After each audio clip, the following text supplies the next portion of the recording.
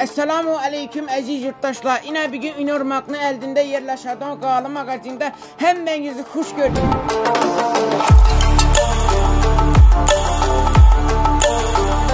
Bizim magazinimiz yine dürlü qarlara tapılmakta. Turetski, Germaniski, hava Türkmenski, büzmeyini qarları yine şundan gite veredi. Hava hemmenizi şu magazinimizde hoş gördük. Bir de Nitorka kuru qarla, metrajlı qarlanan bulunmakta yine. Türkçenen hoş verdik kakırı. Yine bunda yaşlılık ile krasni, hava biyeli, hava her türlerinden bir malalığına teklif et bile vereste. Bir de doğulan güllere de veriledi oyuna koşarak qarlardan yaşalgan portretler. Yine bunda kevaniki, yine bunda prirodini, hava bir dönem her türleri var. Bir malalığına doğulan gülleri alıp teklif ete vereste.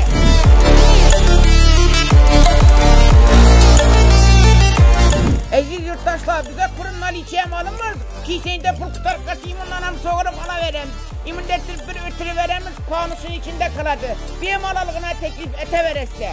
Aziz yurttaşlar, sizden hemmenizi Üniyormak'ın eldinde yerleşen 11. Qalı magazinimizde kütemiz.